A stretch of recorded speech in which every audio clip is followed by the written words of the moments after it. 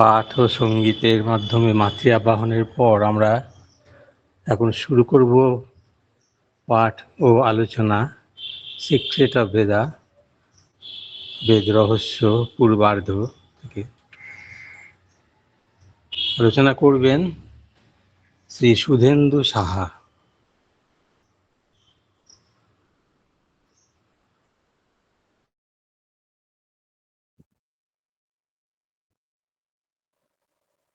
ওম শ্রী অরবিন্দ মীরা। উপস্থিত সবাইকে শ্রদ্ধা জ্ঞাপন করছি। শ্রী অরবিন্দ সোসাইটি রানাঘাট ব্রাঞ্চের অনুষ্ঠান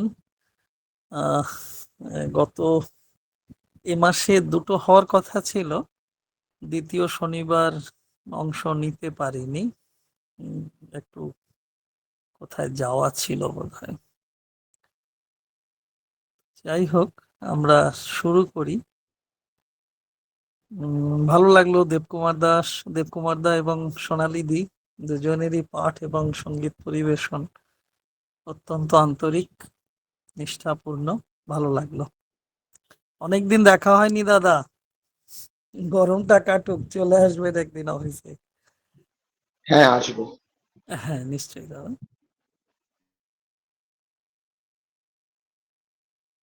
আজকে নতুন একজনকে পেয়েছি, বোধহয় প্রথম গুগল মিটে, জয়শ্রী দাস মহাপাত্র, খড়গপুর থেকে। অভিনন্দন রইল, আসবেন এই অনুষ্ঠানগুলো, আপনাদের গ্রুপে তো লিংক দিয়ে দিই। ভালো লাগলো। পরে কখনো কোন অনুষ্ঠানে জয়শ্রী দিকে দিয়ে গান গাওয়ানো যাবে, গান বা পাঠ অংশ নেবেন নিশ্চয়ই। জয়দেব বাবুও রয়েছেন, জয়দেব দাস, বিশিষ্ট কবি, মনস্বী পুরুষ। প্রণাম রইল দাদা। আমরা দ্য সিক্রেট অফ দ্য বেদা যে অংশ পড়ছিলাম, তো সেখানে আমরা ওই সায়নাচার্যের কথা দিয়ে শ্রী অরবিন্দ যে অংশটা আমরা পড়তে পড়তে শেষ করতে পারিনি, 15 নম্বর অনুচ্ছেদে 4 নম্বর বাক্যে শ্রী অরবিন্দ ওই যে বলছিলেন যে সায়নাচার্য তাঁর নিয়ম, তাঁর মতো করে বৈদিক ভাষার রূপ দিয়েছেন, তাতে কতগুলো শব্দ প্রয়োগ করেছিলেন, সে বিষয়ে আমরা আলোচনা করছিলাম, টুকরো টুকরো করে অসম্পূর্ণভাবেই আলোচনা করছিলাম। সেখানে ছিল food, priest, giver, wealth, praise, prayer, right, sacrifice. আমরা এই 8টি বিষয়ের মধ্যে 6টি ওই টুকরো টুকরো করে অসম্পূর্ণ আলোচনা করেছিলাম, 2টি বাদ ছিল। আজকে চেষ্টা করছি সেই 2টি একটু যদি কিছু বলা যায়, আর তারপরের বাক্য যদি শুরু করা যায়, 16 নম্বর অনুচ্ছেদ নতুন করে শুরু করা। তো যে 2টি অংশ বাকি আছে, রাইট, RITE অনুষ্ঠান, আর একটি স্যাক্রিফাইস, যজ্ঞ বা সমর্পণ।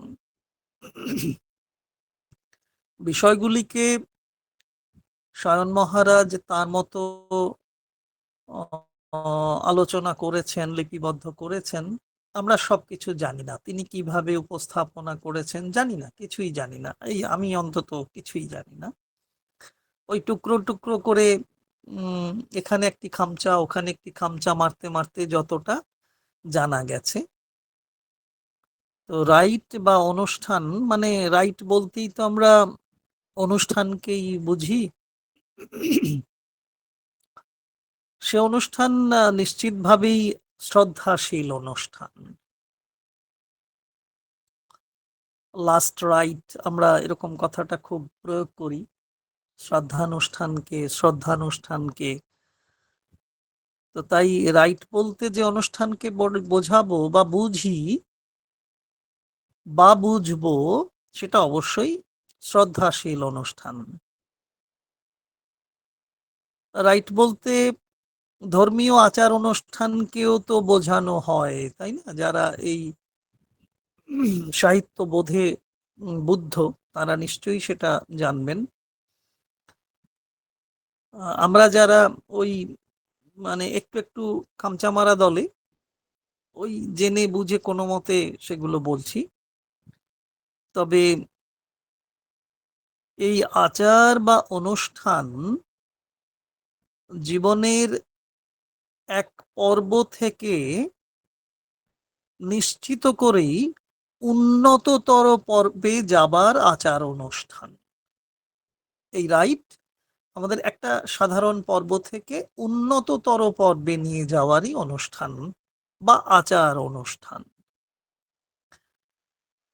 বৈবাহিক অনুষ্ঠান, অন্নপ্রাশন, মুখান্নপ্রাশন, উপনয়ন, বা এমনকি ওই শেষ শ্রদ্ধা জ্ঞাপনের জন্য যে শ্রাদ্ধানুষ্ঠান করা হয়, ওই যাকে বলছিলাম, আমরা তো বলেই থাকি লাস্ট রাইটই তো বলে থাকি সাধারণত। উপনিষদে রাইটস বা আচার অনুষ্ঠান বলতে কর্মকাণ্ডকে বোঝানো হয়। দেবতাদের তুষ্ট করার যজ্ঞ অনুষ্ঠান সেই কর্মকাণ্ডেরই অন্তর্গত। দীপঙ্কর বাবু, নন্দী বোধহয়, প্রণাম। আপনার ভিডিওটা চল, হ্যাঁ, ধন্যবাদ।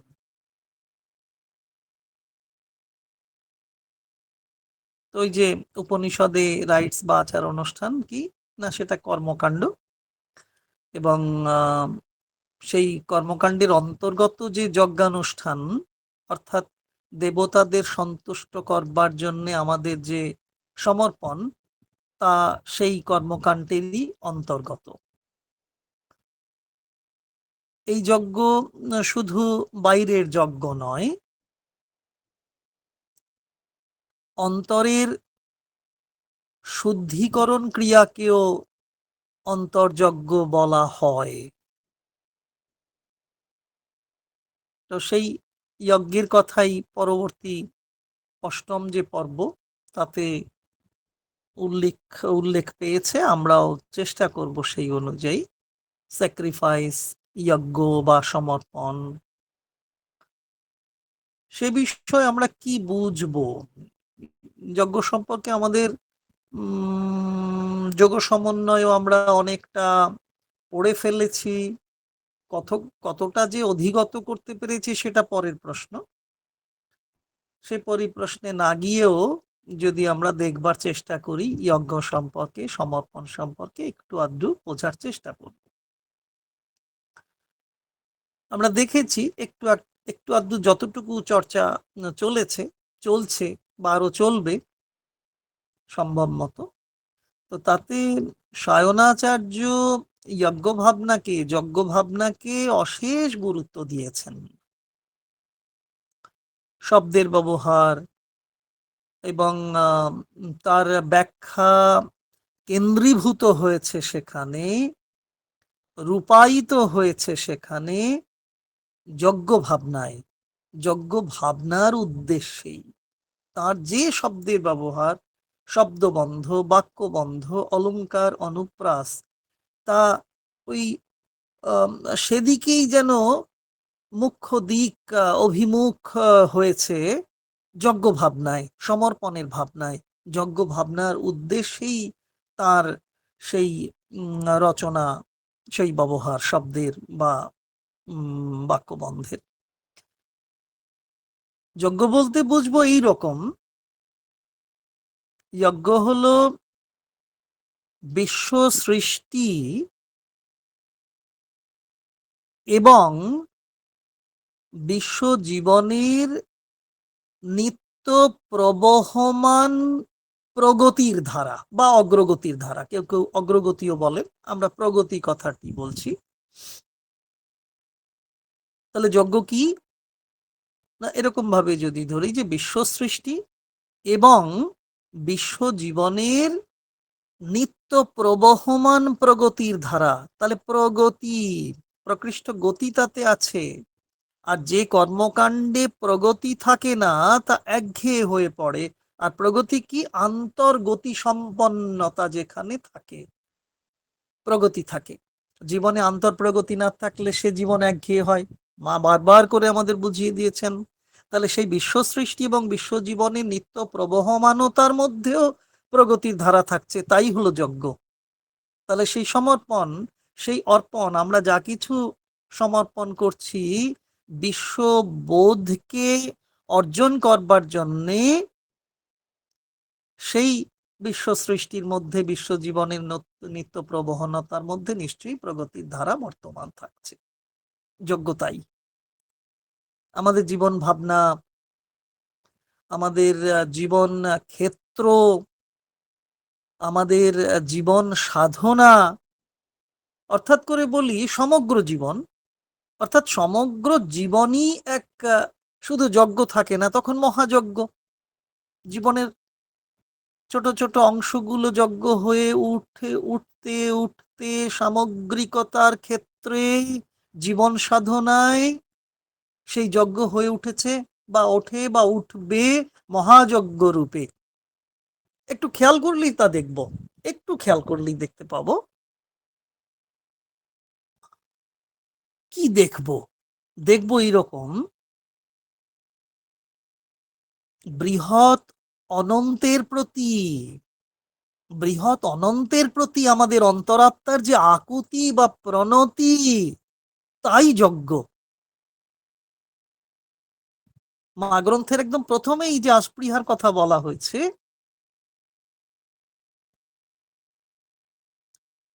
তাও এক আকুতি, আস্পৃহা, তা প্রণতিও বটে, তা যজ্ঞও বটে।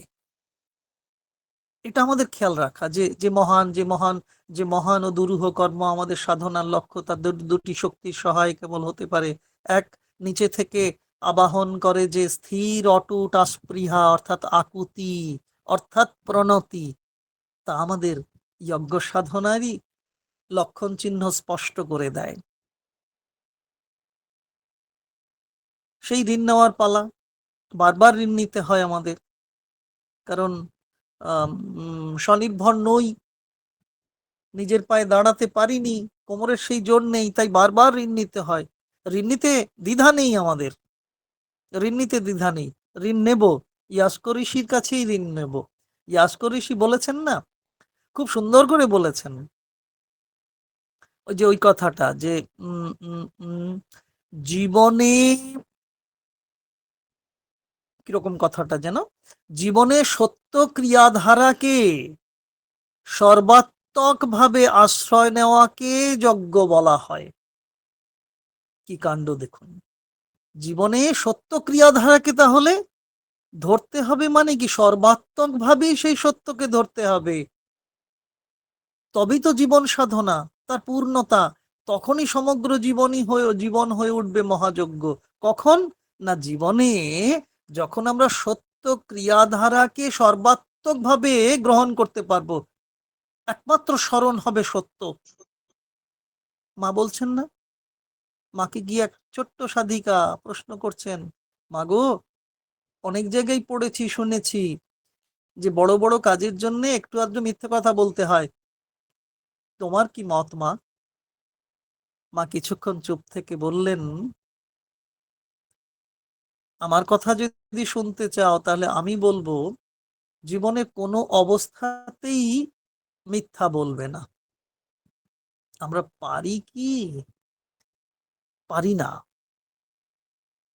তাহলে ওই যে জীবনে সত্য ক্রিয়াধারাকে সর্বাত্মক ভাবে আশ্রয় নিতে হবে, আর তখনই আমার জীবন হয়ে উঠবে যজ্ঞ, সমগ্র জীবনই হয়ে উঠবে যজ্ঞ।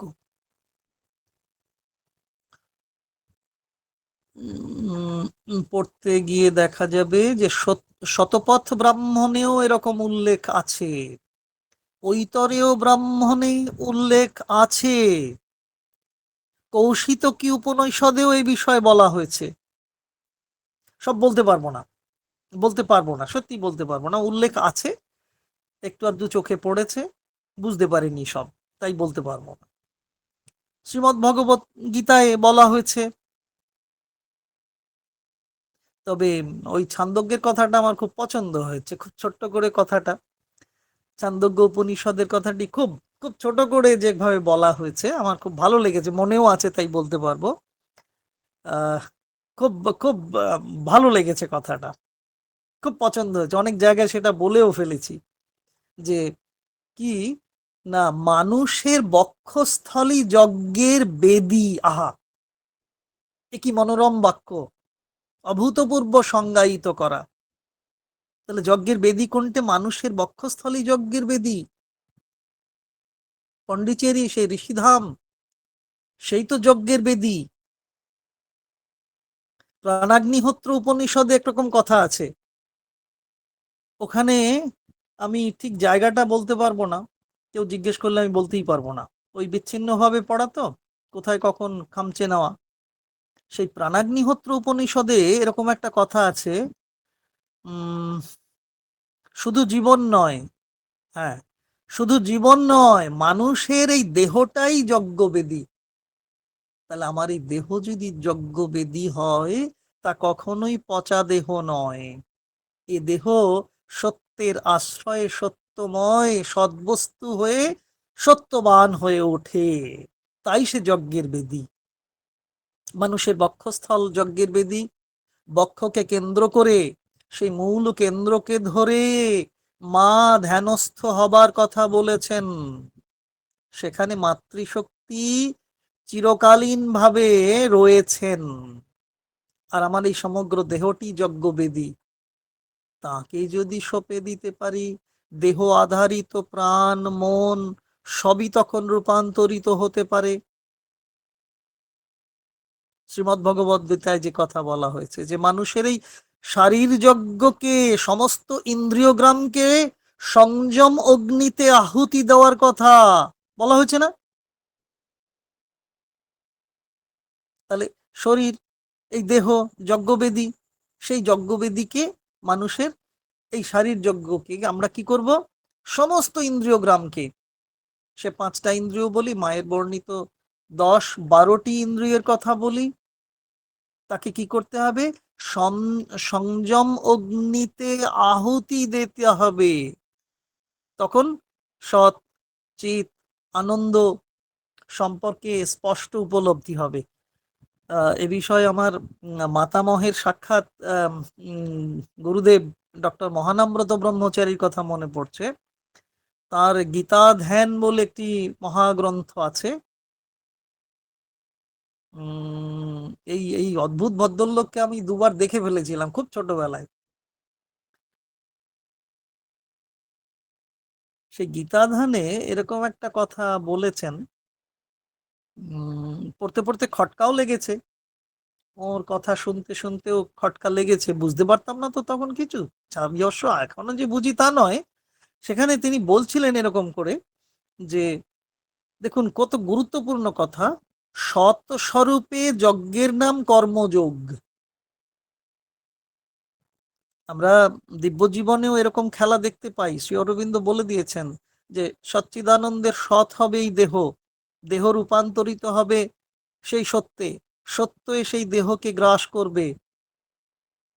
তাহলে সেই দেহ ওই যজ্ঞবেদী, এই দেহ সত্যের আশ্রয়ে, এই দেহ কি হবে? কর্মযোগে যুক্ত হবে। সে কর্মযোগে কোনো ত্রুটি থাকবে না, সব হবে নিখুঁত, ত্রুটিহীন, সত্যময়। আরেকটা কথা বলেছিলেন যে চিৎস্বরূপে যজ্ঞের নাম জ্ঞান ও যোগ।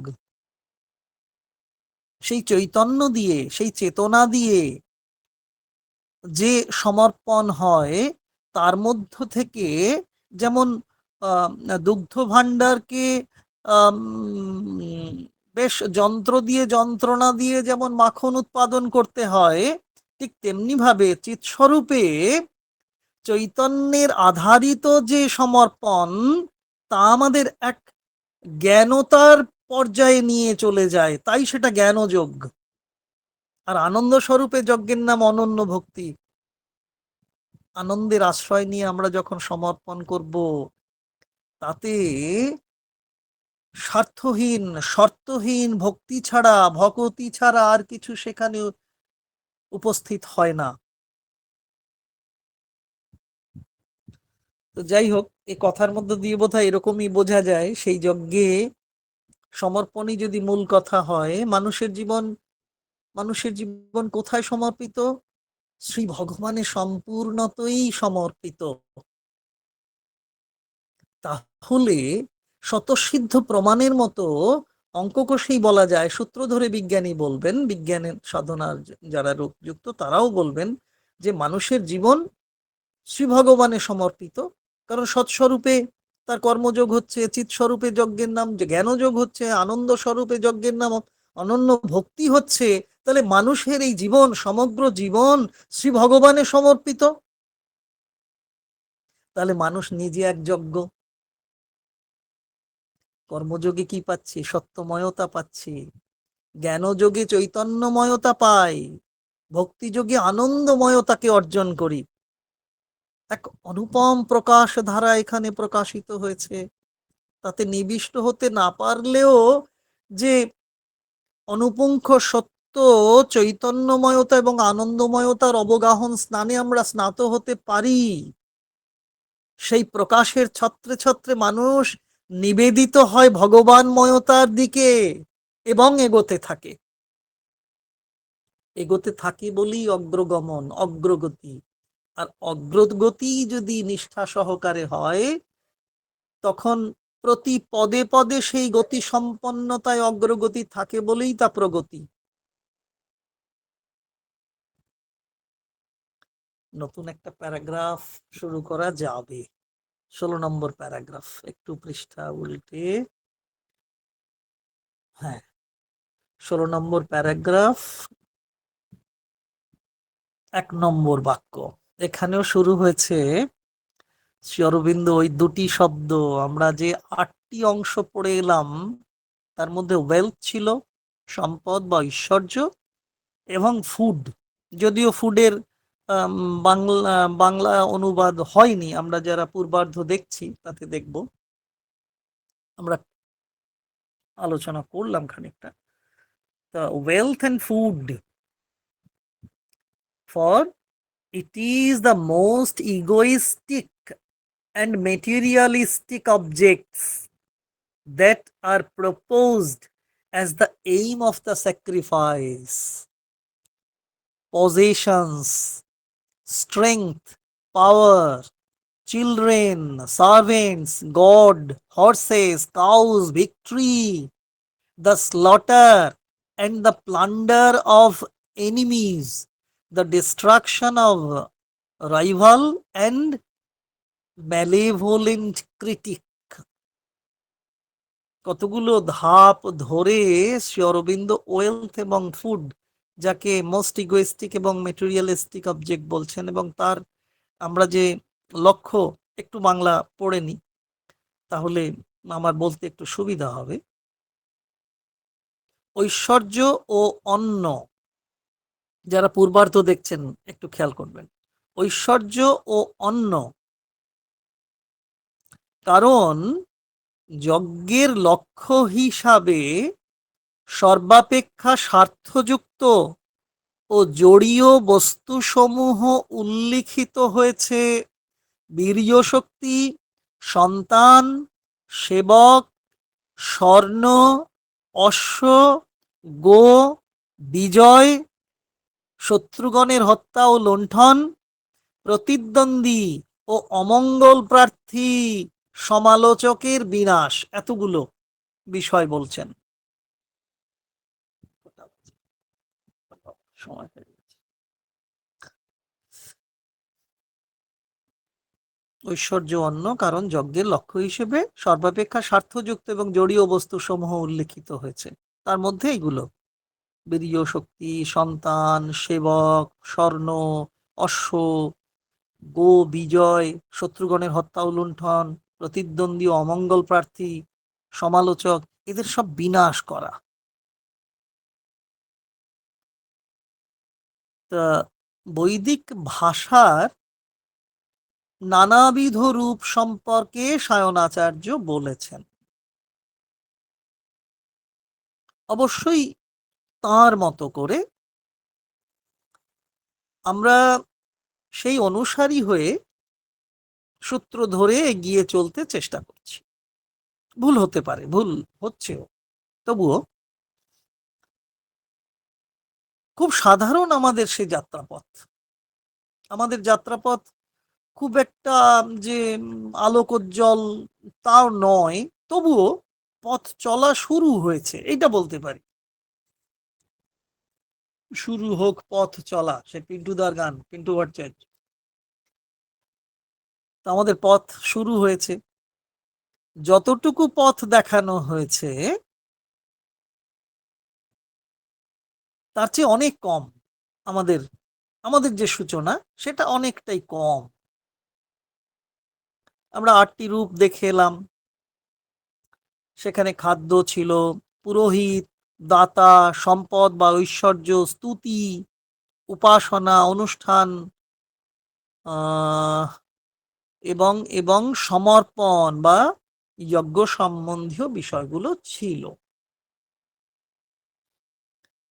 এবারে এই যে এই যে 16 নম্বর অনুচ্ছেদের প্রথম বাক্যটি পড়া হলো, সেখানে সম্পদ বা ঐশ্বর্য এবং খাদ্য বা অন্ন সম্বন্ধে বলা হয়েছে। শ্রী অরবিন্দ খুব খুব সতর্কতার সঙ্গে বিষয়গুলো আমাদের সামনে তুলে ধরছেন।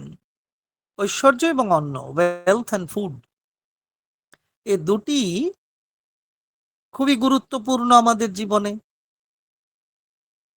ক্ষমতা থাকলে দুটো বাদ দিয়ে দেখবো আমরা একবার, ঐশ্বর্য এবং অন্ন আমাদের জীবন থেকে বাদ দিয়ে দেখি, সাধনা একেবারে বোঝা যাবে, প্রত্যেকেই আমরা অনুভব করব এই দুটি বিষয়। এই জন্যই বলছেন the most egoistic and materialistic objects, ঐশ্বর্য এবং অন্ন এ দুটো গুরুত্বপূর্ণ। বেশ, অহংকার উৎপাদনের জন্য এদের ভূমিকা খুব বেশি। আবার এদের অভাবে খুব বস্তুগত জীবন শূন্য হয়ে পড়ে। আমাদের এক মাস্টারমশাই একবার বলেছিলেন এই দুটো বিষয় নিয়ে। তখন তো ছাতা বুঝতাম না যে একটা সুযোগ পাবো কোনোদিন, বা ঘাড় ধরে প্রভুজি আমাদের পড়াতে বাধ্য করাবেন। উনি বলেছিলেন, তোমাদের জীবন থেকে দুটি জিনিস যদি কেড়ে নেওয়া হয়, তোমাদের ব্যক্তিত্বের কিছু অবশিষ্ট থাকবে না। তখন বুঝিনি ছাতা। তাহলে অহংকার উৎপাদনের জন্য ঐশ্বর্যেরও দরকার, অন্যেরও দরকার। আবার এদের অভাবে আমাদের জীবন শূন্য হয়ে যেতে পারে।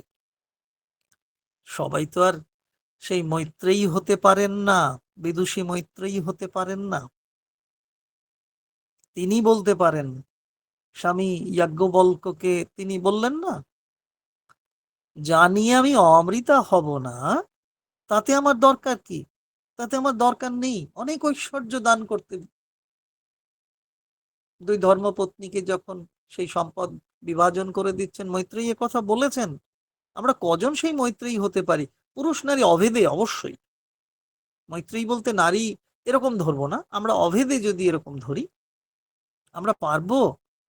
জানি আমি অমৃতা হব না, তাতে আমার কি দরকার, এই কথাটা একবার বলতে পারবো?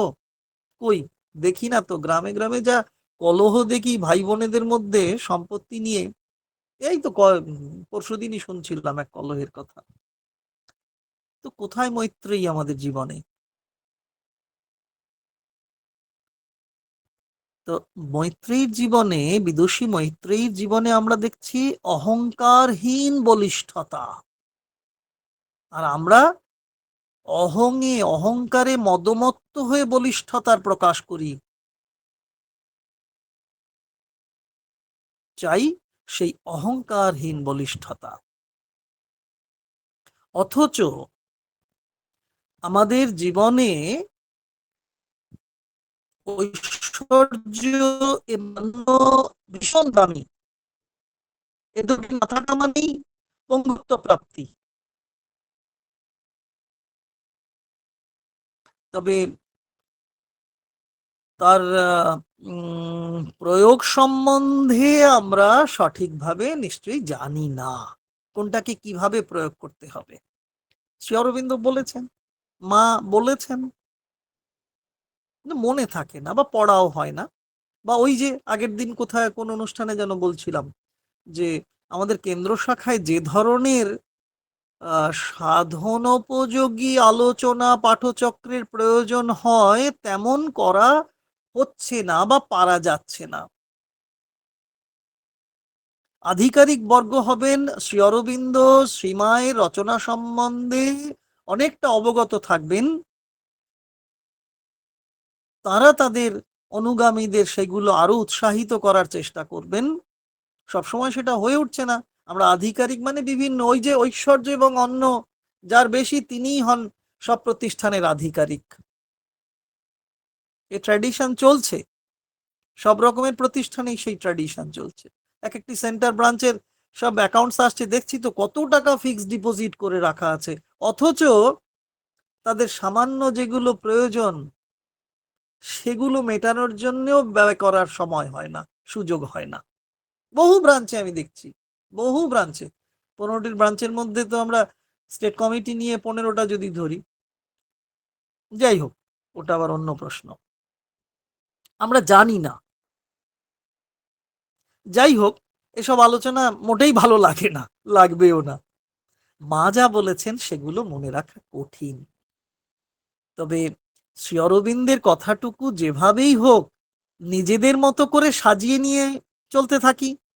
আমরা তাই তো চলতে থাকি সুবিধা অনুযায়ী, আমার মতো করে শ্রী অরবিন্দের কথা, মায়ের কথাটা কাজে লাগাই। আমার কথাটার পরেও অনেক সময় লিখে দিই শ্রীমায়ের বাণী।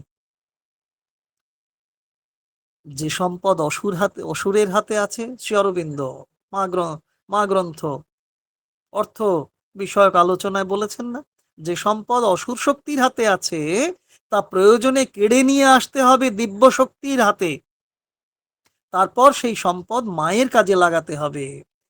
এই জায়গাটাই আমরা ভুল করে পারি, কেড়ে নিয়ে আসছি, মায়ের কাজে লাগছে কি? মাঝে বলছেন money is not for making মানি, পারছে কি সেই সূত্র অনুযায়ী চলতে? আজকে সরকার বাহাদুর এখন এইসব প্রতিষ্ঠানকে সত্যিই তো অ্যাকাউন্ট খুলতে গেলে বলছেন না সেভিংস অ্যাকাউন্ট রাখা যাবে না, ওতে তোমরা ইন্টারেস্ট পাবে, কারেন্ট অ্যাকাউন্ট করতে হবে। নিয়ম মেনে আমরাও করছি, কারেন্ট অ্যাকাউন্ট খুলছি, প্রয়োজন তাই। সবাই মানবেন না, মানার দরকারও নেই। বলার একটু জোর পেয়েছি তাই বলে ফেলছি। তাহলে ওই যে অসুর শক্তির হাত থেকে অর্থ সম্পদ চিনিয়ে নিয়ে এলাম, কাদের কাছে? দিব্য শক্তির হাতে নিয়ে আসতে হবে। আমরা কি নিজেদের দিব্য শক্তির প্রতিনিধি হিসেবে গড়ে তুলতে পেরেছি? যদি পারতাম তাহলে অসুর শক্তির হাত থেকে কেড়ে নিয়ে আসা সম্পদ মায়ের কাজে লাগাতে পারতাম, পারছি না। আমরা যজ্ঞ বা সমর্পণ সম্বন্ধে গুরুত্ব দেব কিভাবে? তাহলে গান গাইতে পারি, আমার যে সব দিতে হবে সে তো আমি জানি, ঘোড়ার ডিম জানি, জানি না যে আমার সব দিতে হবে। আমরা ধ্যান প্রার্থনা এদিক ওদিক করে পড়ি, কিন্তু সব সময় কি সেই পড়া হয়? পড়া হয়ে ওঠে না।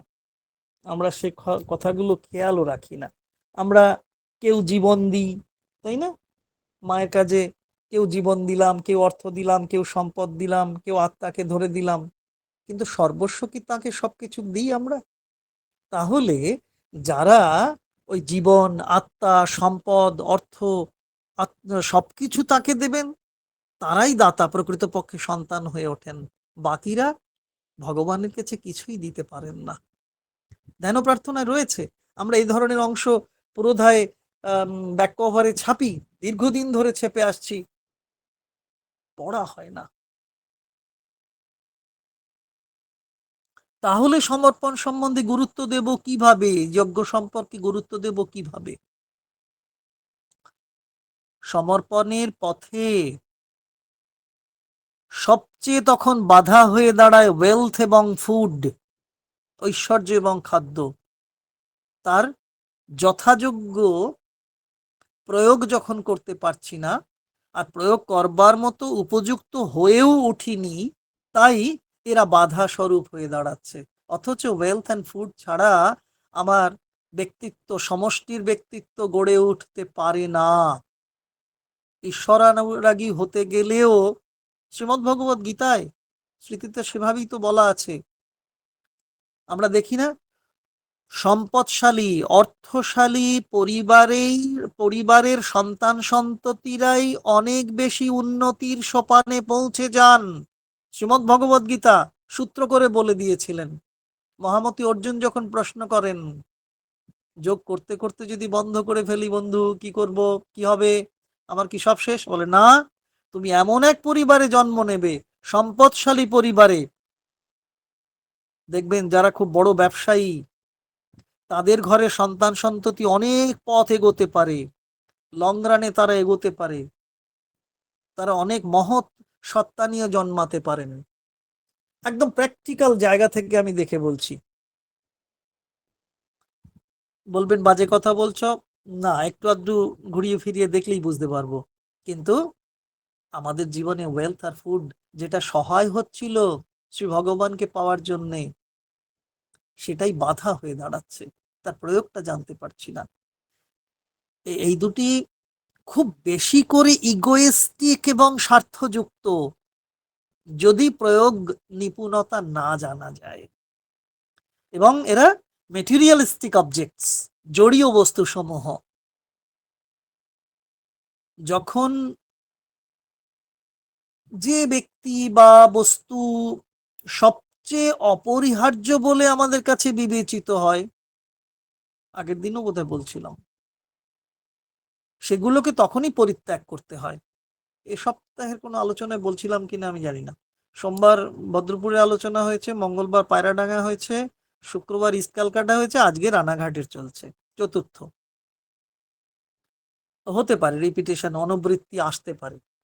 গুরুদেব রবীন্দ্রনাথের লেখায় অনুবৃত্তি এসেছে, আর আমাদের বলায় অনুবৃত্তি আসবে না, এটা তো যাই হোক। কি বলছিলাম?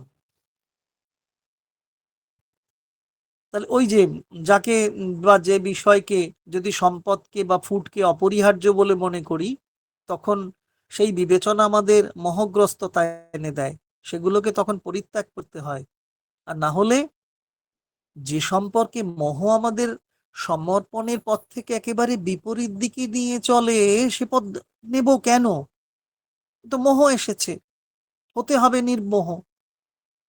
তাহলে নদী যদি সাগরের সঙ্গে মেশে সেই মিলনস্থলকে মোহ না বলে,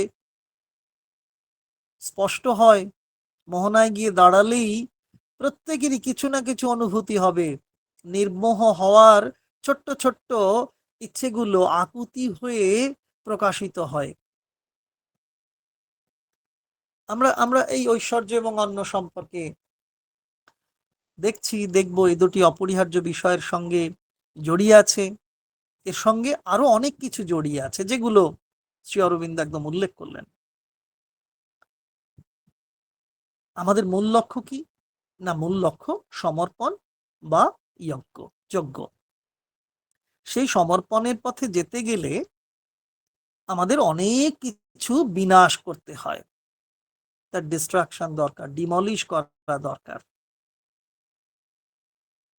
বিনাশ করতে না পারলে তারা আমাদের শত্রু হিসেবে থেকে যাবে, আমাদের ভিতরেই ঝগড়াঝাটি বাঁধাবে, কোন্দল করবে, অন্তর্দ্বন্দ্বে আমরাই শেষ হয়ে যাব,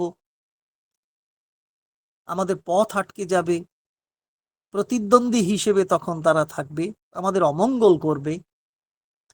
আমাদের দিব্য প্রাপ্তির পথ আগলে থাকবে তারা, আমাদের যেতে দেবে না, আগল ভাঙতে দেবে না। তাহলে একটা সিনেমায় দেখেছিলাম না, মিঠুন চক্রবর্তী অভিনয় করেছে বাঙালি বাবু, দেখবেন একটা ডায়লগ আছে শেষের দিকে, ওই যে বুলডোজার নিয়ে তিনি ঢুকছেন বস্তি ভাঙবেন বলে, তার মা, পালিতা মা অনামিকা দিয়ে অভিনয় করেছিলেন, শ্রীমতী অনামিকা সাহা। তো তাকে বলছেন না, সরে যাও মা, সরে যাও, ভাঙতে দাও, না হলে গড়বো কি করে। তাহলে আমাদের প্রতিদ্বন্দ্বী রূপে, অমঙ্গল সাধক রূপে যে ঐশ্বর্য অন্ন এসেছে, তাদের ভাঙতে হবে, না হলে নতুন করে গড়া যাবে না। কারণ ওই ঐশ্বর্য এবং অন্যই হবে তখন সহায়। তারা ঈশ্বর প্রাপ্তির, ঈশ্বর আয়োজনের, ঈশ্বরমুখী আয়োজনের যাত্রায় তারা উল্লেখযোগ্য ভূমিকা গ্রহণ করবেন। আমরা সেটা পেরে উঠি না। আমাদের দিব্য প্রাপ্তির পথ আগলে ধরে আছে তারা, আলোর পথে যেতে দিচ্ছে না। আমাদের ভিতরকার দিব্য গুণাবলী তারা লুণ্ঠন করে নিচ্ছে। তাহলে সেই বস্তুগত এবং স্বার্থযুক্ত বা অহংকার মিশ্রিত বিষয়গুলো দূর করতে হবে। সেগুলো আবার আরো অনেক আকারে আমাদের কাছে এসে হাজির হয়।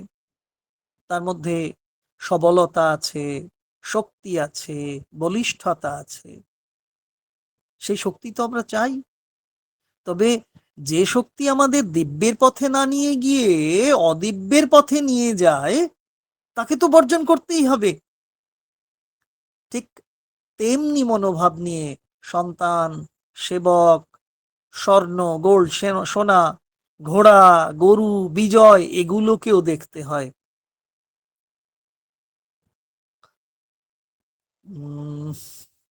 আজ তাহলে থাক। হ্যাঁ, পরে ওইগুলো বিষয় নিয়ে আরেকটু যদি আলোচনা করা যায়। হুম, 9টা তো বেজেছে। এরপরে অনেকেরই অসুবিধা, ডিনার করতে হবে, ওষুধ খেতে হবে, এরকম অনেক কাজ থাকে।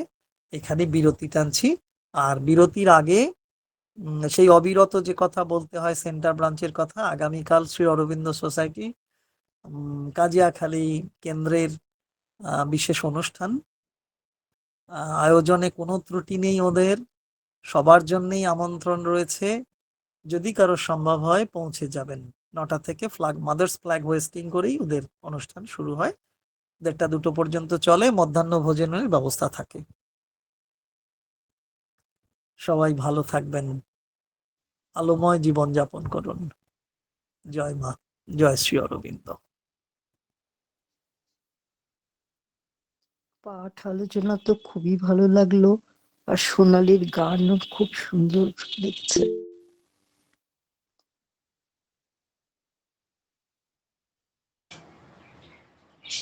সাধারণ আলোচনা। কেউ কিছু বলবেন? আমি বললাম যে পাঠ আলোচনা সব ভালো লেগেছে, আর সোনালীর গানও খুব ভালো লেগেছে। সোনালী দা, দেবকুমার দা, সোনালী দিয়ে দেবকুমার দা দুজনেরই পাঠ এবং সঙ্গীত দুটোই খুব সুন্দর হয়েছে। চিন্ময় বাবু ভালো থাকবেন, নমস্কার।